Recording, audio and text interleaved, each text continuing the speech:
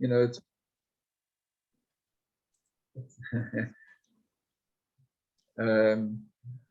sorry, it's forward planning.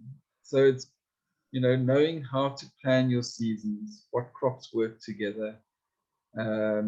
It's planning in terms of knowing your local markets, where can you start selling, so that you don't just grow product thinking you're going to sell it.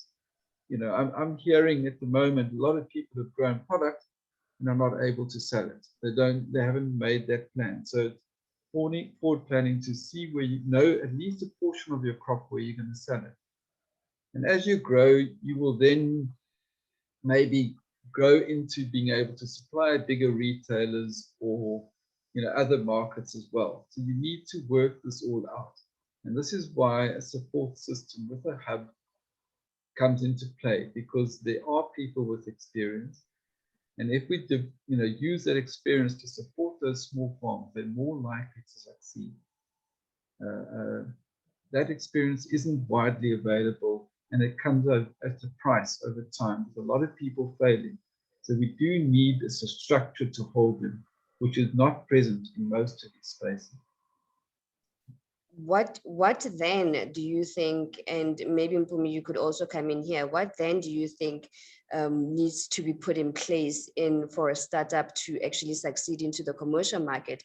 Is it a matter of having long-term planning? Is it a matter of having good governance systems in place? Is it what skills can be incorporated into ensuring the success of a small-scale farmer and then being able to penetrate into the commercial market?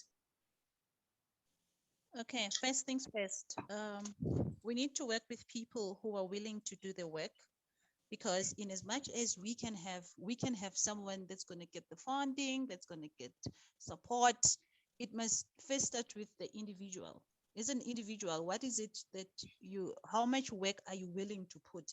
Because in as much as they can be everything, support and stuff, it must start with, with an individual being ready to put in the work and be willing not only to be pushed, but be willing to go out there, build their relationships. It's not many times that you will have people or marketeers and everybody coming to you. You will need to put in the work also to go and make yourself feasible to the people. So it requires that, in as much as there could be funding and everything, for me, it starts with the individual, and then all the other things will follow. Yes, long-term planning is important. And for a small-scale farmer or for someone who's just emerging, I would say that start with a portion and test yourself. See if it's feasible. See if it works. See if you can do it. And then grow from that. You cannot wake up in the morning, my experience, you cannot wake up in the morning and say, no, I'll do 10 hectares at once when you are starting, because maybe because the funds are there or what. You need to test yourself with just a portion and see if it works, and then grow from that portion to the next. See if your crop will move. See if you can produce the quality that you want, because remember that our clients don't just buy spinach, they buy your quality, they buy you as well. It's a lot of things to consider. It's a lot of things to look at before you can say, this and that. You start small, you see who you can serve before you can tap into bigger markets, before you can tap into, everybody else. So I think the first things first is just to be positive, to see if you can do it. And then where you see that, yes, I can work, yes, I can, then I think you're good to go. That's what I can say for now. Is there a forum for small scale farmers to join and form a collective voice? Support systems are there support systems in place for small scale farmers to come together and actually? I think it's one of what's called aggregation, but not only that. How are there spaces for small scale farmers to come together and be able to make a contribution to the markets? This is a question from Anik. Thanks, Anik, for that. Any of you can take it. Melvin? Malvin? Okay, yeah, I'll just jump in on that one. So in terms of these forums where small scale farmers can come together and have these discussions and aggregation opportunities, these forums, we have to create them within communities. We have to create them as, you know, the people who are supporting the small scale farmers, and the small scale farmers have to do it on their own as an initiative for them to come together as the small scale farmers in the community to say, okay, I am planting this type of crop, you are planting that type of crop, let's come together and go to the market as a group. It also comes in handy whereby you end up saving costs, and you know, you end up saving transport costs because you're working as a group, and you can have economies of scale whereby, you know, you can have, you know, you're having more. So when you have economies of scale, it saves you on costs. And then if you look at, you know, projects like that in Bela Bela, we're working with small scale farmers where we are helping them to, you know, go to the market as one. So we had the training, we trained them in terms of how to the production, and then in terms of marketing, we get them to come together and everyone brings their produce, and then we go to the market with more produce and, you know, as a group, and then, you know, you can have a louder voice. Thank you. Awesome. David, I see that's a little bit more of also what you do. Could you expand on that perhaps? And also, if you know of any other platform that people can utilize to get together and work together, then please share that with us if you have, if you know of any. Yeah, so I mean, what Melvin just said about sort of aggregation points, or you know, you can call it a centralized pack house per area. You know, big farms work because they've got scale. They can deliver a full truck of product somewhere. They can deliver more consistently. Retailers, big retailers, grow their business because they got product consistently from a number of places. So as a small farmer in a rural area, it is very difficult to compete on your own and grow that business. You can start locally small, but you can very soon flood your local market. You know, there's limited funds. So working together as a group of small farmers, if you can work in an area and set your own standards so that you maintain your standards, then you can compete. So you're no longer half a hectare or quarter hectare of production. You're now suddenly 10 or 20 or 50 farmers, each with that area. Suddenly you've got 5 or 10 or 20 hectares of production. Now that's a big business. That funds a pack house. And if you do that, then you can deliver to these markets and build a name for yourself, a brand, and compete on an equal footing with a big farmer. The difficulty is to get to that point. And you know, like Melvin and that they're doing in Bela Bela, like we're starting to do in the Eastern Cape slowly, is try and get those structures started, create hubs that support them so that they have the services. So the farmer doesn't have to go off and look for seed, look for plants, which wastes time, takes him off his farm. Is to provide these services, not a given, it's not a charity thing, it's a business. You set it up like a business, but you give that support so that they can be, so that we can shortcut some of the learnings that need to be taken, which we will have on your own. And Pumi is absolutely right. The people must put in the work. Nothing, you know, it's not an easy thing. You don't get a good harvest without putting in the work.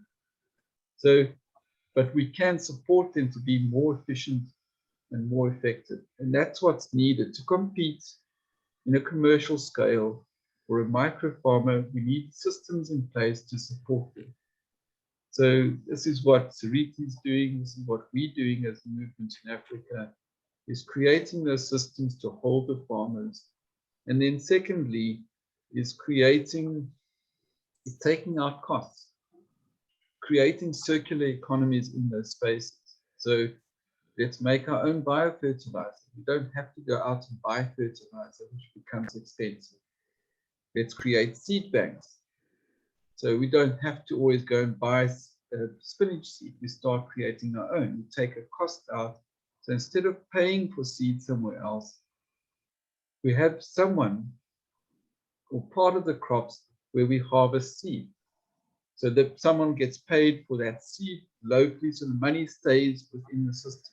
We create a wealth in the system, in our communities by keeping money there. You know, if someone makes the seedlings, they, instead of buying seedlings from far away, the fertilizers, you know, so there's any number of areas we can add value locally and keep the money there, which creates wealth and creates a support system. That support system is existing amongst white farmers, amongst big farmers. That they have, it costs them a lot of money. It's not something we can go in on that level, but we can create that for ourselves amongst each of these communities. And I believe if we can achieve that, we can compete with commercial. Yeah, and that's the point of view that we're taking in this whole system and what we do. Awesome. Thanks for that. Thanks for that. I would want to expand a little bit more on that, but I see Clifford has a contribution to make to this conversation. Clifford, are you there? Can you say, ask your question? Yes, my name is Clifford Caesar. I'm from the Greenlight Food Garden Project. Yeah, I've been listening to this conversation, and I've been farming for the past 7 years. I promote food gardens in my community and surrounding schools. And I'm currently busy at a school that's got a subject as agriculture. So I've got a passion for small scale farming and food gardens. And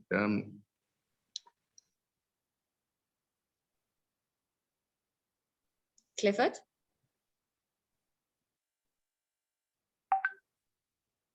Clifford? All right, but just moving right along, there's a question here that is asking what opportunities are there to financial opportunities actually for small scale farmers to get assistance for them to be able to market themselves. Are there financial support systems for small scale farmers to actually venture into a wider, what do you call it, wider market?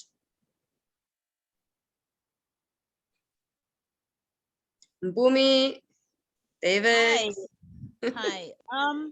Just to answer that, I'll give a response based on my perspective or on what I have been through.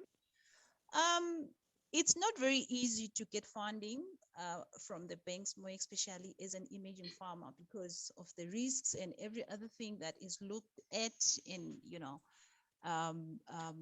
all the factors, you know, when you have to do it. There's a lot of things that the financial institutions look, out of my experience and also on the fact that I've worked in a bank before, so I've got a little exposure and this and that. There's a lot of things that are required, and it's just a lot of red tape. So I don't want to say someone can just go into the bank and think that I will tell them that I'm farming in my father's garden or in my father's farm and I would like to grow the project and this and that. It's not easy. It just won't happen. What I always advise people on what I have learned or out of my experiences is that grow from 1 hectare to another. It is very possible. And as a small scale farmer who's growing, focus on 2 crops, or rather 1, that can allow you to grow. Don't be realistic with everything. Be realistic. And most people have been disappointed in this game or in this business because they think that, you know, I can start, and I think now because I've received like 15,000 this month, and next month I'm receiving 30,000, for example, and you know it's going up, and the bank can see, and then it's just easy for me. No, it doesn't work like that, and it doesn't happen. So for me, I can say maybe there are opportunities as you go along, maybe on the 10th year or on the 15th year, when you've got your title deed, you've afforded your farm, you've done this, then maybe you can. But as a beginner, it's not possible. It's So very interesting. yes, Sorry. it's better to grow from what you have and focus on what you can grow and grow from it before you can want to be now funded by the bank or have the bank give you a loan or whatever you call it, more especially if you are just a standalone. Even for co-ops, I've worked with a few co-ops, it's not so easy.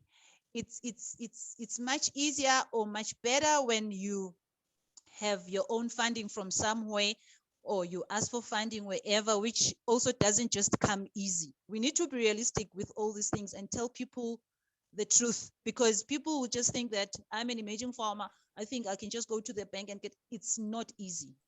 It's just not easy. So my suggestion is that people must grow from what they have and expand out of it. And before they can start thinking that I can go to the bank in 10 years, they must build the profile as well. Remember, you have to do record keeping. You have to, now you are doing it. You are not just a farmer, you are doing it as a business. Your record keeping, savings, you also need to open a business account, save on that business account, your profiling. There's a lot of things that you need to be doing every day as an exercise before you can say in 10 years time or in 7 years time, this is what I'll be going to the bank and ask for a loan or something. It starts with building yourself now if you want to be going to the bank for financing, maybe in 5 years time or in 10 years time. So we will unpack that maybe another time, or whenever, when we get deep into understanding farming as a business, so that you understand that when you go to Boxer to sell your spinach as a small scale farmer and they pay you 800 rands, remember to deposit it in the bank. The bank must see that, oh, okay, there are funds coming into the account today, tomorrow, whenever, so that you start building your profile as well. So those are some of the things that we need to be realistic on. I'll end there for now. That's very interesting, because we have one question here from Kanye who's asking, there's a lot of issues related to land accessibility. There's issues that there's small scale farmers. David, I see your hand is up. The small scale farmers don't have access to water. There's water issues and all these different challenges. How best can we overcome these? So I just wanted to quickly on what Pumi has said, and I think it's a very common problem, not only with farming. You know, land and farming is such an emotional thing. You know, we're all emotional about it in South Africa, but farming is business. You know, and so Pumi is absolutely right. You need, if you're selling product, put the money in the bank account and pay yourself a salary from the business. You can't, you know, take the money out and use it as much as you need it. You need to, and that's how you're going to build towards getting funding in the future. It's not a given, and you're not going to get money from banks or other institutions to go and market yourself until you've proven yourself and you've got a record. A lot of farms, you know, fruit farms take a long time to become profitable, up to 13 years. So this is a long-term project that you're taking on in your life. Yeah, I just wanted to add that. Sorry, I forgot what you asked for the next question. So I just wanted to touch on the issues of land accessibility and access to water. I know those are some of the challenges that we're facing from the ground. How best do we overcome these? I'll offer a bit. I think we're not all going to be able to have boreholes tomorrow. We're not all on rivers that are running all year round. And we live in a dry environment. South Africa is a water scarce country, or most of it is. What we need to do is heal our environments. Our environments have become so much drier over time because of overgrazing, because of cutting out trees, removing trees. So we don't have carbon content and our soil isn't covered from the sun. So moisture is lost. Our rivers are washed out. In other words, they come down in flood every year because there's nothing to hold the water. So the short term, it is difficult. So you need to plant according to what water you have available. But the biggest way you can expand on what you can do with water is by mulching well, building up the soil content, covering the soil from the sun, replanting trees in areas around you, working on the water catchments, and really saving water off your roof. If the water is running down the road, feed that into a swale, into trenches alongside your garden so it feeds the roots of plants. And these are all things we need to bring into the system, which will expand or extend your own gardening and farming opportunities, and will heal and create a wetter rivers that are run for longer. It is a long-term project. Yeah, there's no short answer here unless you can put a borehole in, and that's not forever either.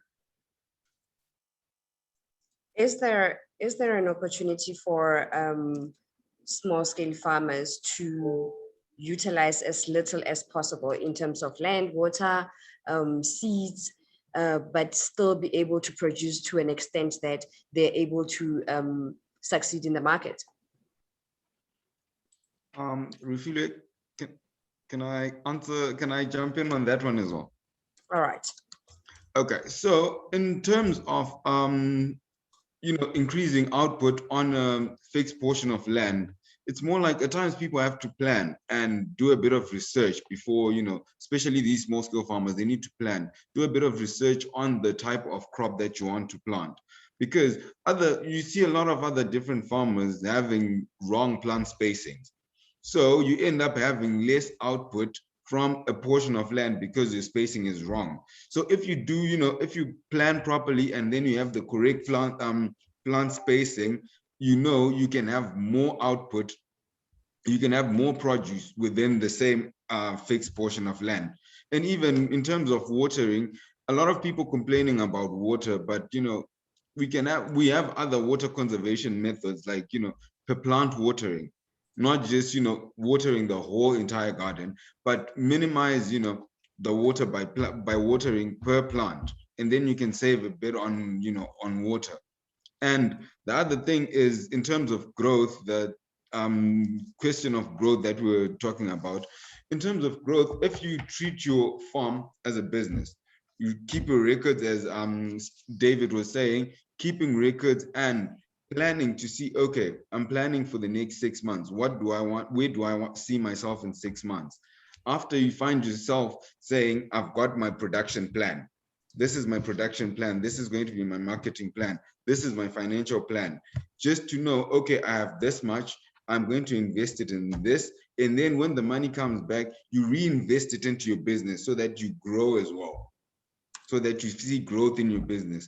So in terms of land as well, we can even look at applying for municipal land.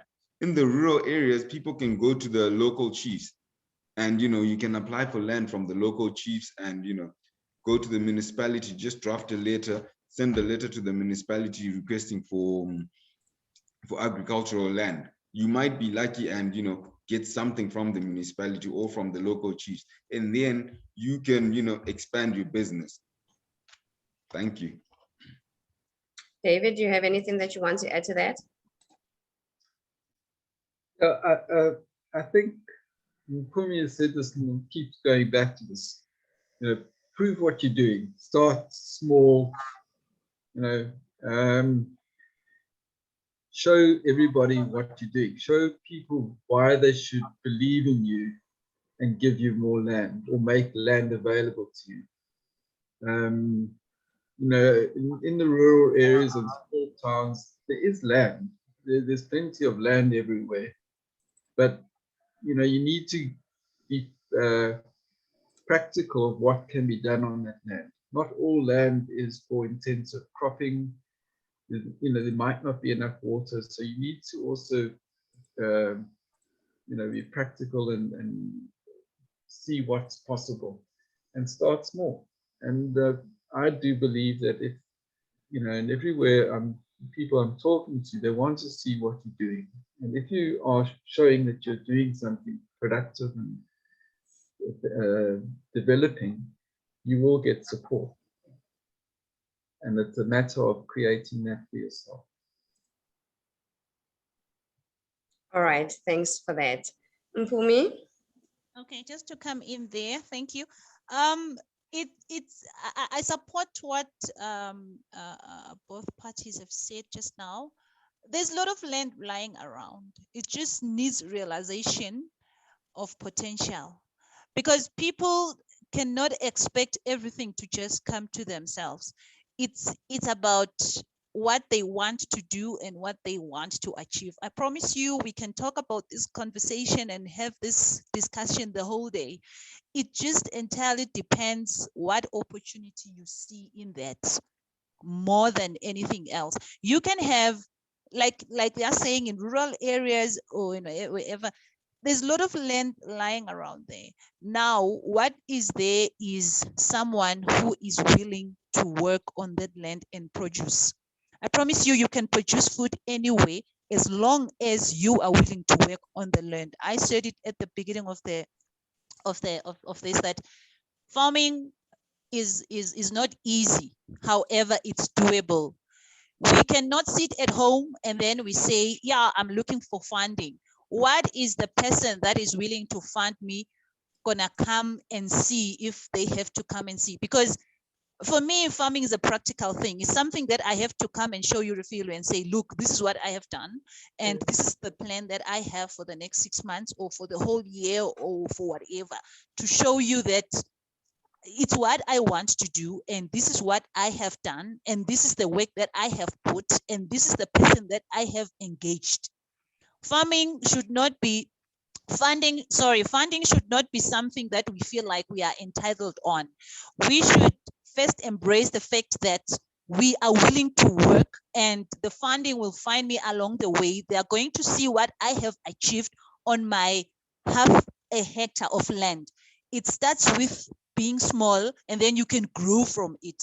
You cannot, like I said, you cannot wake up and say, because whosoever is Roach is doing 10 hectares of lettuce, I can do it too. Yes, you are right, you can, but you need to start small, so that if someone has to tap in and say, look, I want to buy you the drip lines, I want to do this for you, what have you done? This is what I am capable of, and I know I have the potential to grow, and I am willing to do it. This is where I have started. So if someone says, now I want to do this for you, they will see what you have done and they will take it from there. There's no way that you can dream it in your head and then you cannot put in the work, even on that small piece of land. You can start with your 100 seedlings of cabbages. Next month, you're doing another 100. You are teaching yourself, you're putting it into practice. I have a lot of people that I have met that have had the opportunity to be funded, to be exposed to funding, but they have never put in the work. We have tunnels that have been wasted for many years. Nothing has happened because someone dreamt of it, told their friends, they came together, they drafted a very long, big plan with dreams and everything that they had, and then they never put in the work. So people need to realize that in as much as you can visualize it, put in the work, let's see what you have done, and then we'll take it from there and then coach you, train you and everything just to polish up what you've already started. Thank you. Thanks for that, Mpumi. David, I see your hand is up, but Right. Clifford's hand has been up for quite a while, and I see he's back. So Clifford, would you be able to, can you hear us clearly? Are you there? Clifford? All right.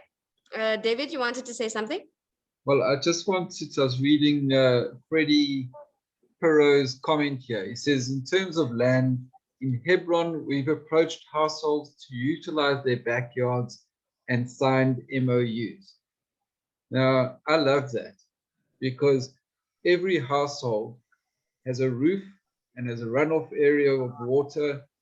They've got the, you know, from the road and elsewhere, and there are pieces of land which are secure, they're fenced, there's opportunities to utilize, and they could reach an agreement with those. So parcels of land that are secure and a way of working with your neighbors is available. It's up to you to go and take those steps and reach an agreement and utilize these parcels of land, often in very with better soils, because the old villages and a lot of places where we've been building are on some of our best soils, and you know, and it's very doable. It's about you starting small, starting your garden, go to your neighbor, reach an agreement with him, start in his garden, and so you will build. Thank you. Awesome. It's understandable that for us to support small scale farmers to venture into commercial markets, we need to be buying from them.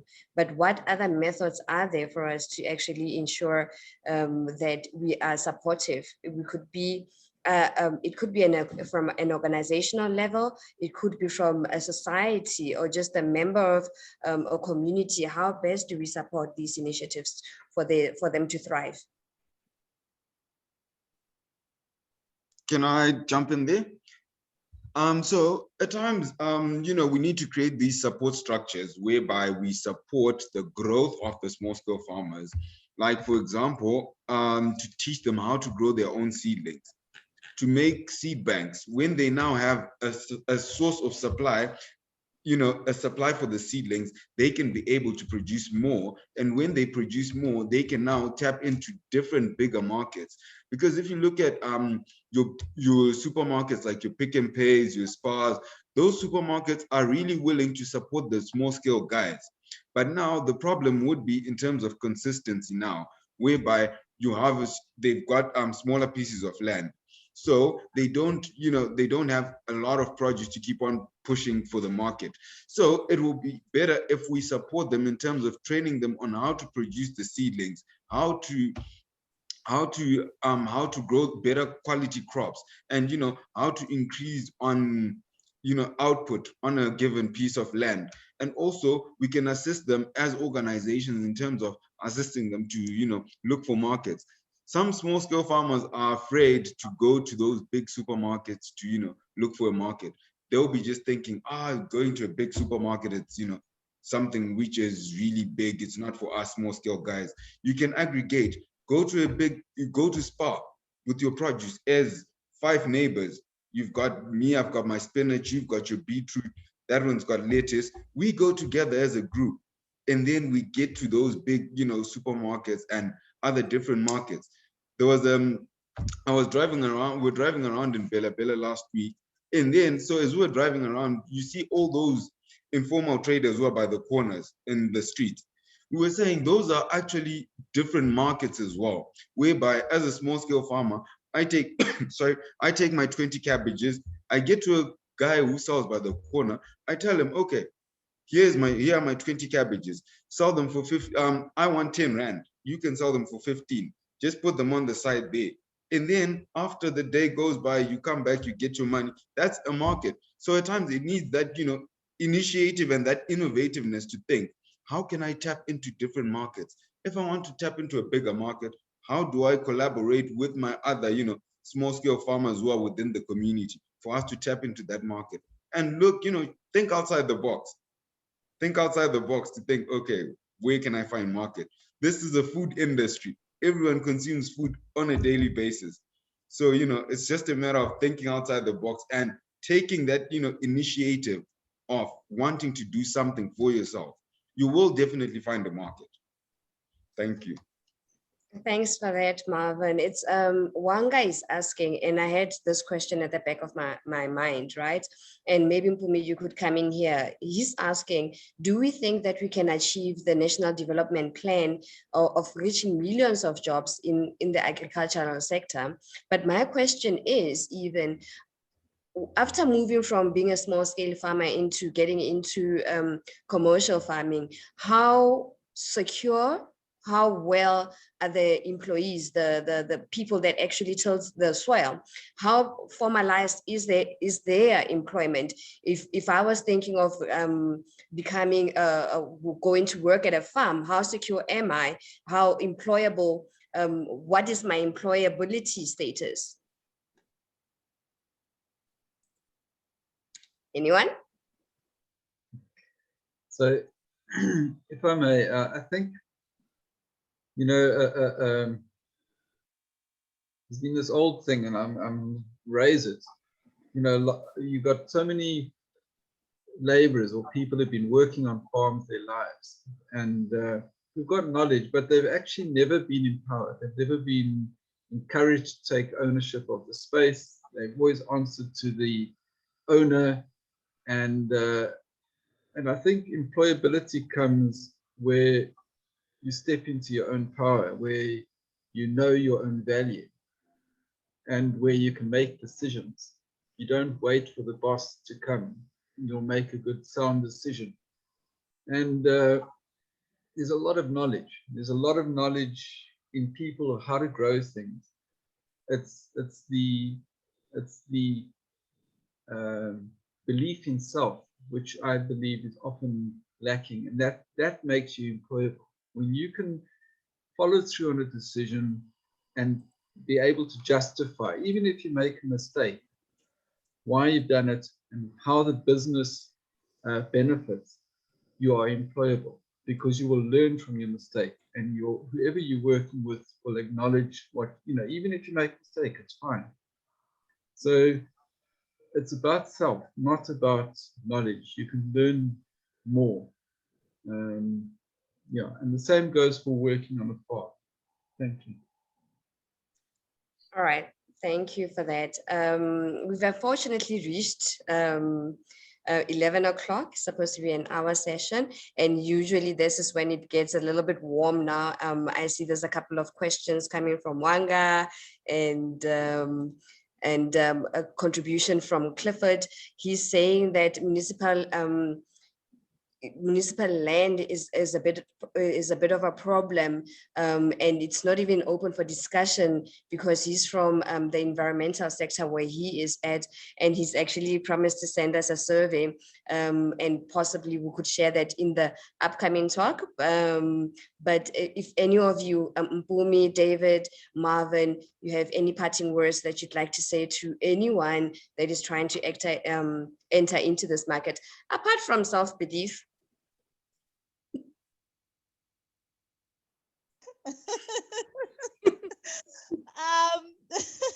Self-belief, okay. I think I highlighted most of what works for me and what I think can work for the other person. People must just put in the work. They must be ready to put in the work. They must be ready for the emotions that comes with this. They must be ready for rejection. We don't always get accepted everywhere we think we will be, because we think we are food growers and we think that we can make it. It's not always possible. Some other places, they just don't accept. They will not accept you or they'll never just buy your crop immediately. Some still want to know you better and everything. And I want to say to someone who's aspiring or who has gone through that, never allow a bad 5 minutes steal your passion, steal your dream. Stay positive and knock at the next door. It doesn't happen, everything doesn't happen overnight. Some people still need to know you, they still need to believe in you. Remember that you are not just the only farmer who's there. They have farmers that have been in the game for the past 20 years. So, and also those farmers that they have kept for 20 years, they also went through the same that you as a beginner are going to go through. Also, as a woman, some are women like myself, it has taken us very long to be accepted in society in terms of, just popping up and saying, I'm a farmer, I grow spinach, I'm the owner of this farm, or I am running this farm, and this is my people, this is my staff, this is this and that. It's me. It's still, a process. So I would like to encourage women out there that in as much as it is a process, and we don't always get the responses that we think we're gonna get, it's okay. It doesn't mean that it's the end of the world. We still are tapping into it, and people are still getting news to us, and we will do it, and we are doing it. It's a business that has always been known that it's male dominated, or whatever other thing you can mention there that might not be nice for everybody now. But we need to start having self-belief. Yes, I'm going to emphasize on that, and knowing that we will win. Also, to emphasize on consistency. Our clients do not buy from inconsistent suppliers.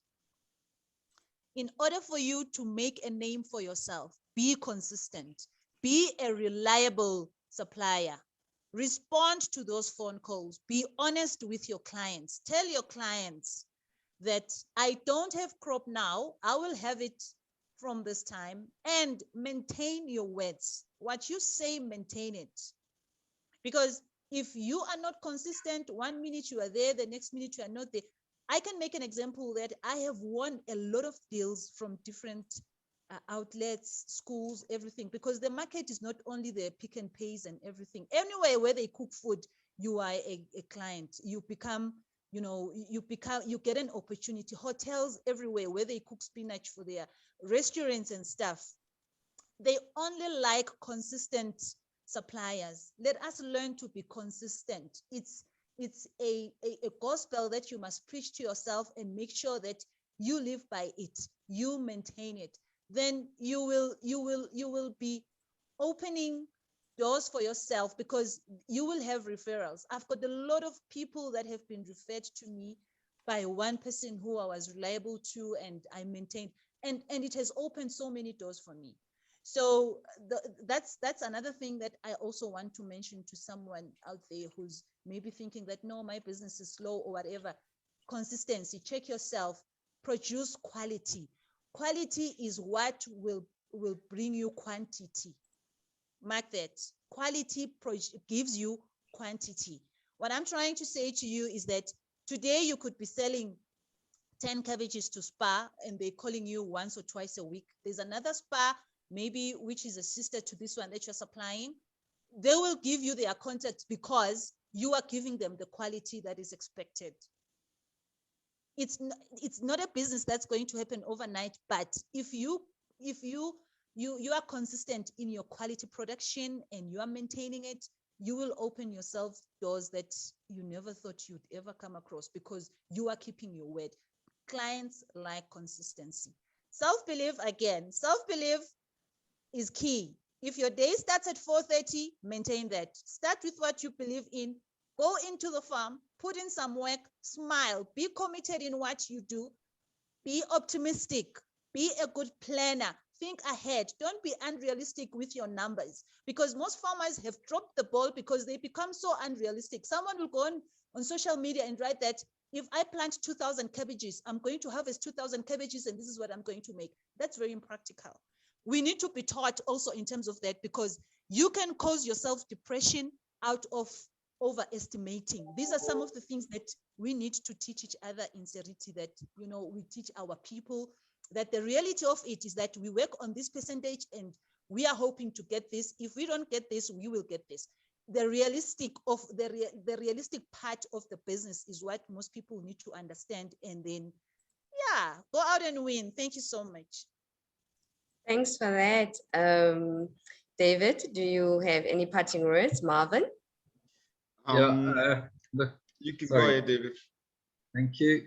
Yeah, Pumi's covered so much, so the only thing I'm going to add, because we're talking to a small or micro farmer, is co-create your future with your fellow growers in the area. It's going to enable you to be more consistent with product in the area. Work together, and don't wait for a non-profit. Don't wait for government. Start working as a group. Agree what your aims are, and each of you must do your work. But you can make it easier for yourself in delivering to a market or filling a bakkie, so that you don't send half a bakkie, sort of full bakkie of product. Keep your costs down. It's going to make your entry into markets easier. Thank you. Thank you. Marvin?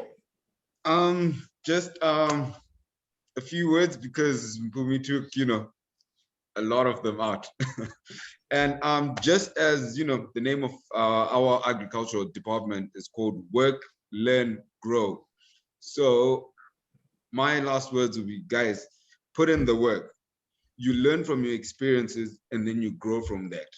So the other thing, you just need to also make sure, please plan. Make sure you have financial planning. When you harvest, whatever you sell, make sure you reinvest the money into your business. Take it back into the garden. It will give you more if you reinvest in the business. You will grow and expand if you reinvest in your business. Production planning, make sure you plan. Succession planting, you can plant this month, plant after maybe every 2 weeks, plant after every month, so that you always have produce for you to take to the market. Not to say I'm planting cabbages this month, you wait for 3 months, not having produce. So make sure you always have produce. And marketing, produce what is demanded in the market. Just look at it like, what is in short supply in your area? Look at your community, what is in short supply? Produce that, and then you'll be easily, you can easily enter and tap into the market. Thank you so much. Just before I let you go, would there be something that if I was to price according to, shouldn't my prices be competitive, basically? In terms of pricing, you can look at, the market. The market, determines the prices, forces of demand and supply. So you look at also, when you, on your financial planning, look at the cost involved in your production. Make sure you try to lower the cost as much as possible, so that you can, so that whatever price the market is determining, you can also have a profit. So in terms of pricing, it's market and, market, Yeah. The market determines the prices. Yeah, don't kill yourself. Meanwhile, you're trying to save as much or get profit, but then the price should be reasonable enough for you to actually yield some profit from it.